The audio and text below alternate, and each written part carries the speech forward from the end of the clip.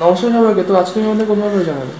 আজকে আমি অনেকদিন পরেই সুযোগ পেলাম আসার, কারণ আমি কিছুদিন এই বাস্তুর ব্যাপার নিয়ে খুব ব্যস্ত ছিলাম।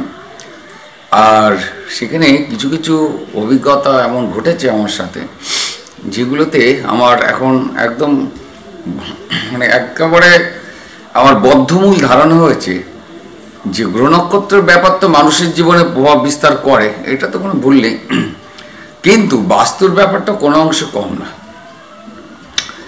এইবার সেইটা কখন ঘটবে সেটা স্থান, কাল, পাত্র এর উপর নির্ভর করে। তা আমি সরাসরি ঘটনাতেই যাচ্ছি, তাহলে বুঝতে সুবিধা হবে। আমারই এক পরিচিত ব্যক্তির সাথে এক বাড়িতে যাই। সেই বাড়ি ঢুকেই যেটা আমার দেখলাম, যেটা সব থেকে আমার মনে হলো যে এই বাড়িতে বাস্তুর দোষ ভয়ঙ্করভাবে ঘটেছে, সেটা হলো অনেক পুরনো বাড়ি দেখলাম, এবং বাড়িতে ঈশান কোণে একদম পারফেক্ট দেখলাম ঈশান কোণে পায়খানা বাথরুম রয়েছে। এখানে একটুখানি একটু বলে রাখি, আমি যে বন্ধুটির সাথে ওই বাড়িতে গিয়েছিলাম, সেই বাড়িতে যিনি বাড়ির মালিক, উনি একজন উচ্চকোটির সিদ্ধ সাধক, এবং ওনার হচ্ছে বংশ পরম্পরায় ওই ঈশান কোণে পায়খানা বাথরুম রয়ে গেছে। এখন ব্যাপার হলো যে উনি ওই বাড়িতে উনি মা মনসার কি বলবো, উনি মা মনসার বিশেষ কৃপা লাভ করেছিলেন, এবং ওনার এই মা মনসা যেটা ভর বলা হয়, এখন ভরের ব্যাপারটা নিয়ে অনেক তর্ক বিতর্ক, অনেক মতভেদ আছে। তা আমি এটা বহুদিন আগের কথা বলছি, তাতে তবে কিছু কিছু জায়গায় দেখেছি মা মনসার যে প্রভাব বা ভর, এইটা কি হয়, ওই সময় শরীরের পরে ওই দেবতা বা দেবীর একটা বিশেষ প্রভাব পড়ে। তার ফলে কি হয়, তখন ওই মুহূর্তে তার নিজস্ব কোনো জ্ঞান নিজস্ব কোনো ভাইব্রেশন থাকে না, তখন ওই ওই দেবতা বা ওই দেবতা বা দেবীর দ্বারা উনি নিয়ন্ত্রিত হন। এবং যেখানে প্রকৃতভাবে যারা বা যিনি ওই দেবতা বা দেবীর দ্বারা নিয়ন্ত্রিত হন এবং সঠিকভাবে, তারা কিন্তু একদম হুবহু সমস্ত কিছু বলে দিতে পারেন। এবং তার কারণ হচ্ছে, আমি নিজে ব্যক্তিগত জীবনে এই যে আমি বন্ধুটির সাথে ওই যে সাধক একজন সিদ্ধ সাধকের বাড়ি গিয়েছিলাম, তাতে আমি ভয়ানকভাবে নানাভাবে, যেটা আমি স্বীকার করব, উপকৃত হয়েছি। এবং সবথেকে বড় কথা, আমি ওনার এখন আজকে ঘটনাচক্রে এইবার একটু পরে পরের ঘটনাটা একটু আগে জানিয়ে রাখি, ওনারা পৃথিবীতে কেউ নেই। যে বাড়িতে আমি বাস্তু করতে গিয়েছিলাম আজ থেকে 30-35 বছর আগে, সেই বাড়িতে যিনি সিদ্ধ সাধক এবং ওনার যে মিসেস সিদ্ধ সাধিকা, ওনারা দেহ রেখেছেন, ওনারা নেই। কিন্তু এবং আমি বিশেষ দৈব ইচ্ছাতেই এইটা প্রকাশ করছি। নাম যদিও ওনাদের জানানোর ইচ্ছা ছিল না, সেই জন্য নাম আমি বললাম না। ওই সিদ্ধ সাধক সাধিকার, ওনাদের ছিল হচ্ছে এক ছেলে এবং এক মেয়ে। যাই হোক, এবার আমি আবার ঘটনায় আসি।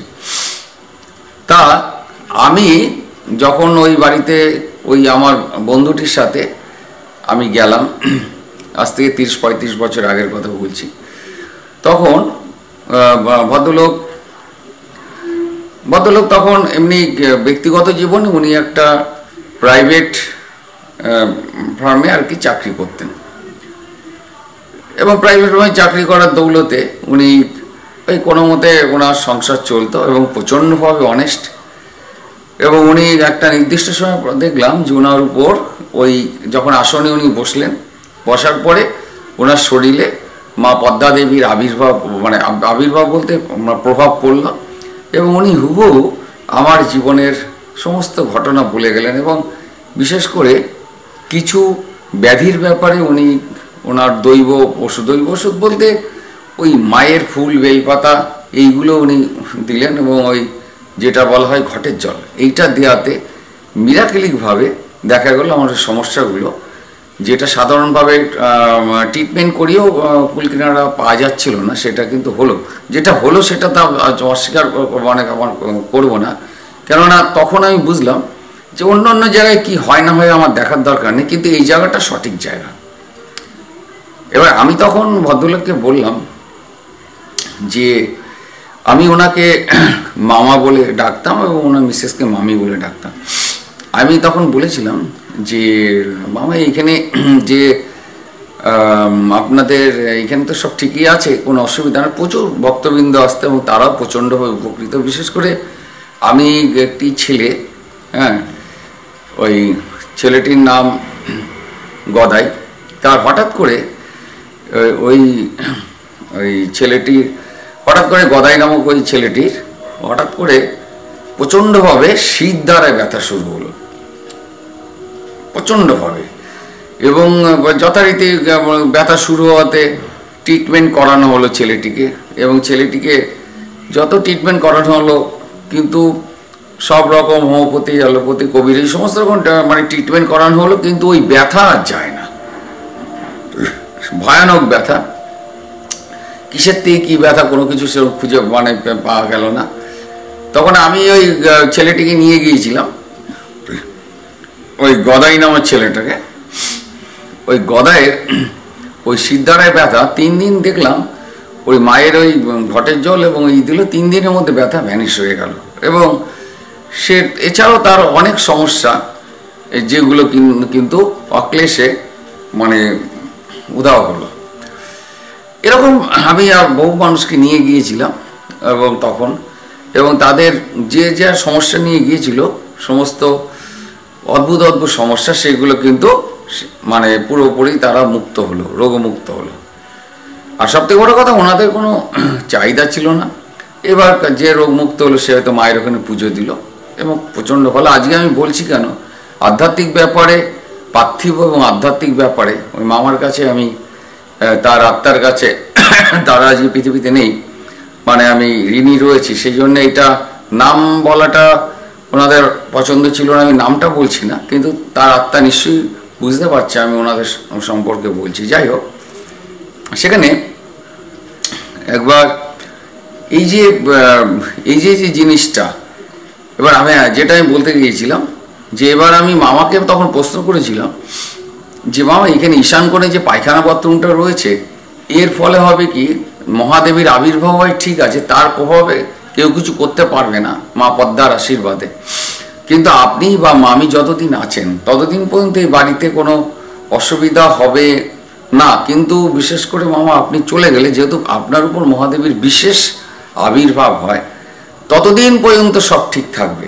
কিন্তু যখনই আপনি পার্থিব নিয়মে যখনই আপনি দেহ ছাড়বেন, তখন কিন্তু এই যে ঈশান কোণে পায়খানা বাথরুম, এর প্রভাবে কিন্তু বড় মানে কি বলবো, যে সমস্ত কিছু একটা বড় বিপদের মধ্যে পড়বে। তো মা বলেছিল কথাটা ঠিকই, কিন্তু অর্থনৈতিক কারণে এখন তো আমার এইগুলো, আর মা পদ্মা দেবী আছে, সুতরাং এলাম যে উনি আছে, উনি ছিল, আছে, থাকবে, ওনাদেরই জগৎজননী মা পদ্মা দেবী। আজ শ্রাবণ মাস, আমি ওনার মাহাত্মের কথা কি বলবো, ওনার মাহাত্ম অপরিসীম। তা কিন্তু একটা সময় কি হচ্ছে, এই যে বাস্তুর যে ব্যাপারটা, সেই ব্যাপারটা কিন্তু পরবর্তীকালে ফলতে শুরু করবে। তা ঘটনা হলো, মানে আমি যেটা মূল তত্ত্বে যেটা আমি যাচ্ছি, সেটা হলো যে ওই যে যখন মানে হঠাৎ করে দেখুন, উনি কিন্তু পুরো সুস্থ, কোনো অসুবিধা নেই। হঠাৎ করে ওনার যে মানে শুনলাম একদিন হঠাৎ করে যে ওনার প্রচণ্ডভাবে শ্বাসকষ্ট হচ্ছে এবং ওনাকে হসপিটালাইজ করা হলো, এবং তখনই উনি ফুল ফিট। কিন্তু তারপরে হসপিটালে ভর্তি করা হলো, 3 দিনের মধ্যে উনি এক্সপায়ার করে গেল। কিন্তু আমি না নিজে নিজে অবাক হয়ে গেলাম, তার আগে পরে তার শরীরে কোনো রোগে আমি ত্রিশের দদ মানে আমি তার সাথে মিশেছিলাম ধরুন একটানা 20 বছর, কোনোদিন তার 1 পয়সার ওষুধ খেতে দেখিনি। ওই কোনো সমস্যা হলে ওই মায়ের আশীর্বাদে ওই মানে উনি ওই মায়ের কৃপাতে উনি সুস্থ থাকতেন। তা এই মানুষটি এরকম মানে কি বলবো, একজন সাধক, উনি এই ওই হঠাৎ করে এইভাবে চলে গেলেন। আমরা তো মোটামুটি অসহায় হয়ে পড়লাম, কেননা ওনার মাধ্যমে প্রচুর প্রচুর প্রচুর উপকার পেয়েছি। তা এই যে ঈশান কোণে যে পায়খানা বাথরুমের জন্যে যে উনি হঠাৎ করে চলে যাওয়ার পরে দেখুন কি ঘটনা ঘটলো। তারপরে ওনার মানে একটি ছেলে ছিল, ছেলেটি হঠাৎ করে প্রচণ্ডভাবে নেশাসক্ত হলো, এবং এই নেশাসক্ত হয়ে সে কিন্তু অকালে চলে যায়। তারপরে তার একটি মেয়ে ছিল, সেই মেয়েটির ঘরে যে উত্তরাধিকারীটি ছেলে ছিল, সেও অকালে অজানা কারণে মারা যায়। এবং তারপরে ঘটনাচক্রে কি হলো, ঘটনাচক্রে যিনি আর কি ওনার মিসেস ছিলেন, উনিও আচমকা কিন্তু চলে যায়। এবং বিশেষ করে যে মেয়ের ঘরের ছেলে চলে যাওয়ার পরে সেই মেয়ে উন্মাদের মতন হয়ে যায়, এবং ফলে হচ্ছে কি সেখানে ওই এই মুহূর্তে যেটা মানে হলো, সেখানে হচ্ছে পুরোপুরি লক আপ, তালা বন্ধ, ওখানে কেউ থাকে না। কিভাবে একটা পরিবার মানে বিশেষ করে যেটা মানে ভয়ঙ্কর দৈব শক্তির প্রভাবে বাস্তুর যে সমস্যা ছিল সেই সমস্যা মিটে গেল, বাস্তু সমস্যা মিটে গেল মানে কি ওই মহাদেবের প্রভাবে কিন্তু ততদিন পর্যন্ত কোনো সমস্যা নেই যতদিন উনি দিয়েছিলেন। কিন্তু উনি যখন মারা যায় তখন ওনার বয়স মাত্র 51 বছর। আর বিশেষ করে অনেক দিন ধরে রোগে ভুগলে পরে মানুষ সেটা মানে কি বলে জন্ম মৃত্যু বিয়ে, এটার বিধি নির্দিষ্ট, এটা যেরকম সত্য। কিন্তু তার আগে পরে কিন্তু উনি কোনো কিন্তু মানে কোনোদিন ওষুধ খেতে হয়নি।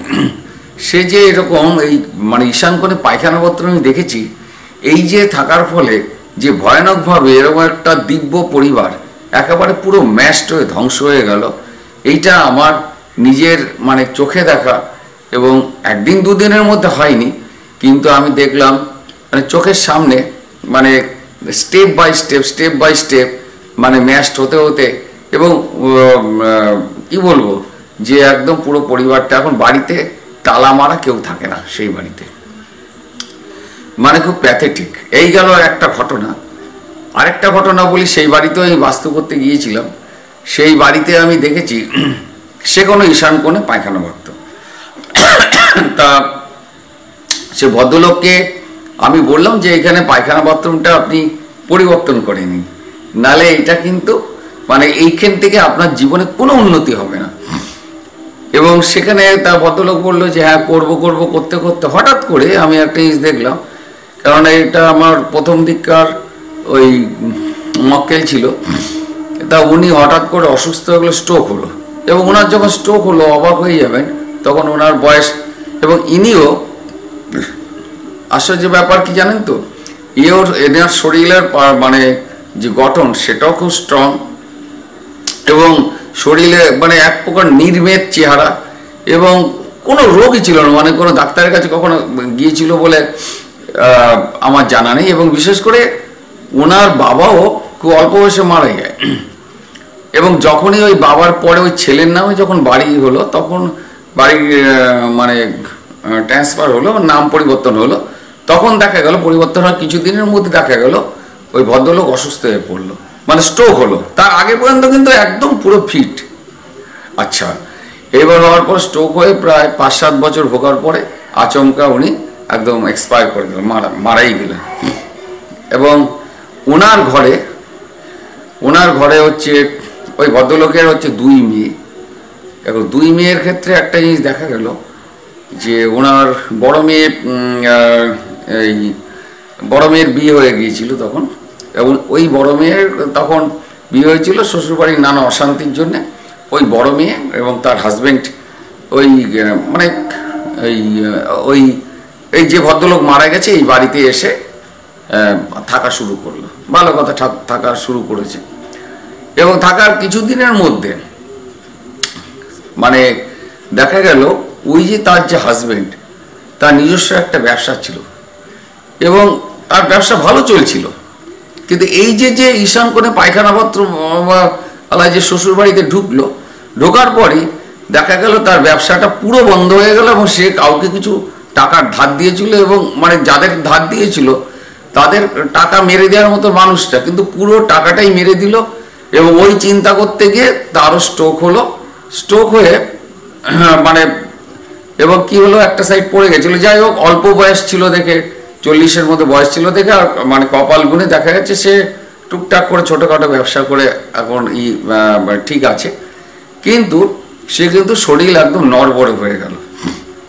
এবং এই যে ঈশান কোণে পায়খানা মতো এই যে দুটো জিনিস দেখলাম, তারপরে কোনো মতে চলে যাচ্ছে ঠাকুরের আশীর্বাদে বটে। একটা পরিবার প্রথম যেটা বললাম তো একেবারে পুরো ম্যাশড হয়ে গেল, মানে কেউ থাকলো না। আর এই যে যে পরিবারটি, তবে এখন একটা প্রশ্ন ওঠে যে ঈশান কোণে পায়খানা বাথরুম থাকলে কি, দেখুন অনেক সময় হচ্ছে অনেকে দেখা যায় যে তারা হয়তো সেরকম কিছু বুঝলো না, বুঝতে পারছে না, তারা তাদের মতন আছে কি। আবার মানে এই দুটো পরিবারে দেখলাম তো ম্যাশড হয়ে গেল, কিন্তু অনেকের দেখা যায় যে প্রশ্ন ওঠে যে আবার তো ঈশান কোণে তার তো হলো না।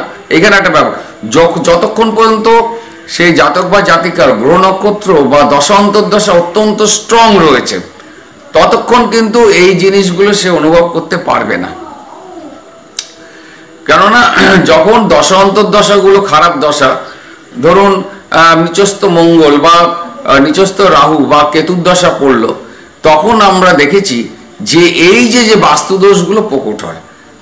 মানে এইটা যে সবার, যেরকম ওই প্রথম যে ভদ্রলোকের কথা বললাম, মানে সাধক ভদ্রলোক, তার যখন ব্যক্তিগত গ্রহ নক্ষত্র খারাপ হয়েছে তখনই কিন্তু এক্সপায়ার করে গেল। সাথে সাথে কিন্তু যে হয়েছে তা না, একেবারে সাথে সাথে হয়েছে তা না, কিন্তু ওই স্থানকাল পাতা আমি বলছি যে তারপরে এইগুলো হচ্ছে একটা যখন দশা অন্তর্দশা যখন খারাপ যাবে বা গোচর কোনো খারাপ, মানে গ্রহগুলো তো প্রত্যেক মানে একটা নির্দিষ্ট সময় অন্তর তার গ্রহগুলো তার গোচর চেঞ্জ হয়, এবং তার হচ্ছে জন্মগত দশা অন্তর্দশা তার সাথে অ্যাডজাস্ট করে, মানে দশা অন্তর্দশার উপর বেস করে গোচরের একটা ভাইব্রেশন হয়। যখন দেখা গেলো দশা অন্তর্দশাও বাজে, গোচরও বাজে, দুটো মিলিয়ে তখন দেখা যাচ্ছে এই সমস্ত দোষ থাকলে তখন এই দোষগুলো ঘাড়ের পরে চেপে বসে এবং সমস্ত কিছু হয়। মানে সবসময় যে একই সময়, তবে একটা জিনিস দেখা যায়, দেখবেন কোনো ফ্ল্যাটে বহু মানুষ থাকছে, তবে দেখা যাচ্ছে ফ্ল্যাটে পায়খানা বাথরুমের সেটিং দেখা যাচ্ছে ঈশান কোণে, মানে এক নাগারে দেখা যাচ্ছে ঈশান কোণে পড়ে গেছে, কিন্তু সবারই কিন্তু একই সাথে, মানে এটা কি হচ্ছে, যখন তার গ্রহ নক্ষত্রের পজিশন মানে মানে দুর্বল থাকছে, দশান্তর্দশা বা দুর্বল থাকছে বা গোচর দুর্বলতম বা ওরকম হচ্ছে, তখন কিন্তু অ্যাটাক করছে। সবার যে একসাথে হবে তা না, এগুলো অনেক বিচার্য ব্যাপার আছে। তা এইগুলো, আর এই আরেকটা ঘটনা বলি, সেটা হচ্ছে আরেক ভদ্রলোকের এখানে গেছিলাম, তার ঈশান কোণে রান্নাঘর পড়ে, মানে ঈশান কোণে সে নতুনই বাড়ি বানালো, কিন্তু ঈশান কোণে সমস্ত রান্নাঘর তৈরি করলো। এবার উনি কিন্তু তার আগে ছিল বেড়ার ঘরে ভদ্রলোক, এবং তখন কিন্তু ওনার মানে পয়সা কড়ি উন্নতি, প্রচুর ডেভেলপমেন্ট হলো, এবং এবং কি বলবো, সব দিক দিয়ে তার নাম যশ খ্যাতি চারিদিকে ছড়িয়ে পড়লো।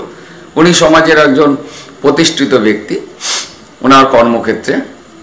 কিন্তু ঈশান কোণে উনি পায়খানা বাথরুম তৈরি করার পরে যেটা ঘটলো, হঠাৎ করে ওনার যেটা আমাকে বলেছে, তা আমি তো বললাম যে মাথার যন্ত্রণা শুরু হলো, প্রচণ্ড মাথার যন্ত্রণা, এবং মাথার যন্ত্রণা এমন তীব্রতম হলো, পরবর্তীকালে দেখা গেলো ব্রেনে খারাপ কিছু ঘটেছে।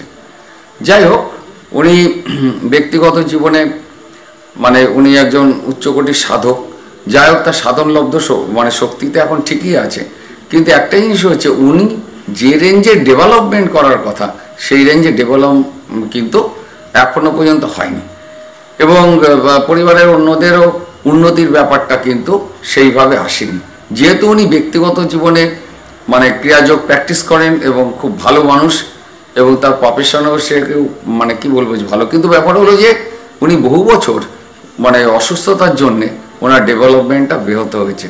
এবং এটার কিন্তু মূল যেটা কারণ আমার যেটা মনে হয়েছে, সেই মূল কারণটাই হচ্ছে যে ওই যে ঈশান কোণে তার পায়খানা বাথরুম, এই জিনিসটা কিন্তু এই ভয়ঙ্করভাবে সমস্ত কিছু ড্যামেজ করেছে।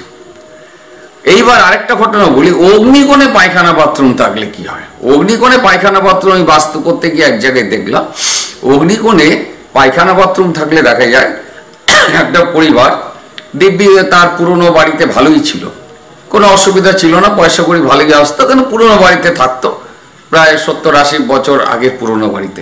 কিন্তু তাদের ভুলক্রমে তারা ওই যে অগ্নিকোণে পায়খানা বাথরুম করলো, এবং ওই করার পরে দেখা গেল সেই ভদ্রলোকের বাবা মা হঠাৎ করে বাড়ি তৈরি করে অন্যত্র চলে গেল। মানে কোনো কিন্তু গন্ডগোল না, তাদের কি মন চাইলো তারা অন্যত্র চলে গেলে, থাকতেই পারলো না। তারা বাড়িটা তৈরি করে মানে কি বাড়িটা আগেই তৈরি ছিল, সে বাড়িটা ভাড়া দেওয়া ছিল, তারা বলছে একসাথে থাকবো এখানে ই করবো। কিন্তু ওই যে অগ্নিকোণে পায়খানা বাথরুম থাকার পরে তাদের কিন্তু মন মানসিকতা পরিবর্তন হয়। তারপরে জোর করে ছিল, তারপরে ভদ্রলোক হঠাৎ করে কোনো কারণ নেই স্ট্রোক হলো। স্ট্রোক হওয়ার পরে তারা একটু সদরের দিকে মানে শহরের দিকে যে বাড়িটা তৈরি ছিল তারা মানে শিফট করলো, এবং সেখানেই এখনো পর্যন্ত শিফট রয়েছে, তারা কিন্তু আর আসেনি। তারপরে ওই যে ভদ্রলোক যে ওই যে যার নামে বাড়িটা ছিল তার মিসেসের দিব্যি সুস্থ মানুষ, তার শরীরে নানা রকম ব্যাধি ঢুকে গেল, গ্যাস অম্বল, এটা হতে হতে নানা ধরনের অপারেশন, 3-4 বার অপারেশন হলো, কিন্তু সে সুস্থ। এবং চারিদিকে এবং পরবর্তীকালে ওই ইনি যার হচ্ছে অগ্নিকোণে পায়খানা পত্র, ইনি পরবর্তীকালে ওটাকে চেঞ্জ করেছে, চেঞ্জ করার পরে এখন তুলনায় অনেকটা ভালো আছে। তা এই যে বাস্তুর যে ব্যাপারটা, এই বাস্তুর ব্যাপারটা একটা মানে অদ্ভুত ব্যাপার, মানে এটা একটা বিজ্ঞানসম্মত। এইবার আরেকটা ঘটনা বলি, এই ঘটনাটা হচ্ছে এই অগ্নিকোণে পায়খানা বাথরুম আর ঈশান কোণের দিকটা আবর্জনা স্তূপ এবং নানা রকম এই অনেকটা ওই মানে কি হতো তাদের এঁঠোকাটা ফেলতো। তার ফলে ওই বাড়িতে আমি ঘটনাচক্রে মানে সেই বাড়িটা যখন দেখতেই যাই, ঘটনাচক্রে আমি সেই বাড়িতে একটা খাবার খেয়েছিলাম, মানে এমনিতে তারা আপ্যায়ন করেছিল, বাস্তু দেখতে খাবার খেয়েছিলাম, অন্ন গ্রহণ করেছিলাম। এবার অন্ন গ্রহণ করার একটা আশ্চর্য, সেদিন রাত্রে একটা অদ্ভুত ঘটনা ঘটলো। মানে আমার না মানে ঘোরের মধ্যে আমি পরিষ্কার দেখতে পাচ্ছি যে ভয়ঙ্কর এক মানে যার জন্যে মানে বলা হয় যে মানে যেখানে সেখানে দেখবেন অনেকে অন্ন গ্রহণ করে না, কেননা তার একটা প্রভাব শরীর মনের উপর পড়ে। এটা হচ্ছে স্থানকাল পাত্রের একটা ব্যাপার আছে। এগুলো হচ্ছে যারা এইটা নিয়ে মানে আধ্যাত্মিকতার জীবনে তো খুবই অসুবিধায় মানে মানে একটা অন্ন গ্রহণ করতে গেলে একটু চিন্তা ভাবনা করে করতে হয়। আমি আর বেশি ডিপে যাচ্ছি না। যাই হোক, মানে আমি মেডিটেশন করতে গিয়ে হঠাৎ করে যেটা চোখের সামনে ভেসে উঠলো, একটা অদ্ভুত লোক, মানে ভয়ঙ্কর, চারিদিকে অন্ধকার, এবং এটা আমার এখনো পরিষ্কার মনে আছে দক্ষিণ দিকে এই লোকটা রয়েছে। এই যে অদ্ভুত যে বিভৎস ভয়ানক যে অন্ধকারময় লোক, সেখানে দেখা যাচ্ছে যে চারিদিকে ঘুটঘুটে অন্ধকার, এবং সেখানে ছোট ছোট ঘরের মধ্যে মানে উপর থেকে মানে একটা জিনিস আমি দেখেছি তখন বাবা লোকনাথ বলছে যে এই যে তুই যেখানে মানে যেটা উনি অন্যভাবে বুঝিয়েছেন যে অন্ন গ্রহণ করেছেন এবং বাড়িতে ভয়ঙ্কর বাস্তুদোষ, তার প্রভাব এই জিনিসটা তুই দেখতে পাচ্ছিস, এবং তবে আমি আছি, ভয় নেই, বাবা লোকনাথই রক্ষা করলো। এবং তাতে আমি আর হচ্ছে আমার এক পরিচিত ব্যক্তি ওইখানে অন্ন গ্রহণ করেছিলাম, এবং আমি দেখতে পাচ্ছি সেও আমার সাথে রয়েছে। এবং অবাক হবেন যে চারিদিকে বাবা লোকনাথ বলছে যে তুই এই যে রাজ্যত্ব, এটা হচ্ছে ভয়ানক একটা মানে কি বলবো একটা অশরীরী পিচাস লোক, এখানে ভয়ানক পিচাস লোক, মানে এখানে এবং আমরা ঢোকার পরে দেখলাম ওখানে না প্রত্যেকটা ঘরগুলো ছোট্ট ছোট্ট ঘর, পুরো ঘরের মতন, আর ছোট ছোট প্রদীপ জ্বলছে। এবার যখন মানে আমরা যে ঢুকেছি, মানে যেটা ঘোরের মধ্যে দেখতে পাচ্ছি, এবার আমি এবং যে অন্ন গ্রহণ করেছিলাম সেও রয়েছে, ওই আমার এই পরিচিত ভদ্রলোক, সে এই দুজনে মিলে দেখছি, এবার দেখছি যে তারা ঘুমন্তর থেকে জেগে উঠছে এবং আমরা যে ঢুকেছি সেটা খেয়াল করেছে। এবং বাবা লোকনাথ কিন্তু একটা অদ্ভুত জিনিস, বাবা লোকনাথ বললো যে এইবার তোদের ওখান থেকে প্রত্যাগমন কর। এবং একটা জিনিস দেখলাম যে একটা অদ্ভুত লোক, মানে এটা না মানে চোখ মানে ভগবানের সৃষ্টিতে মানে আমাদের জ্ঞানের বাইরে যে কত কিছু জানার আছে, সেগুলো গুরুর কৃপায় আমার জীবনে অনেক ঘটনা ঘটেছে, তার মধ্যে এই একটা ঘটনা। মানে বাস্তু দেখতে গিয়ে এবং সেখানে অন্ন গ্রহণ, যার জন্য আমি কোথাও গেলে পরে খাবার দাবার গ্রহণ করি না, কিন্তু সেটা ভালোবাসার খাতিরে নিয়েছিলাম। এবং দেখছি যে মানে যতটুকু দেখেছিলাম, বেশিক্ষণের ব্যাপার না, 5-7-10 মিনিটের হয়তো ম্যাক্সিমাম হবে, যে চারিদিকে যে এক মানে সমস্ত ঘরগুলি একই রকম, এবং ঘরের দাওয়াতে বিশাল মানে বিশাল বিশাল মানে ছায়ামূর্তি, এবং একটা ছোট্ট ছোট্ট ঘরের মধ্যে প্রদীপ জ্বলে, এবং প্রদীপের মতন হালকা আলো, এবং ওইটা এবং পুরোপুরি অন্ধকার, পুরোপুরি অন্ধকার, একটা অদ্ভুত নিস্তব্ধতা, মানে কি বলবো, মানে আমি মানে এখনো ভেবে মানে শিহরিত হই। এবং বাবা লোকনাথ বললো যে অনেকটা ঢুকে গেছিস, এবার বেরিয়ে আয়।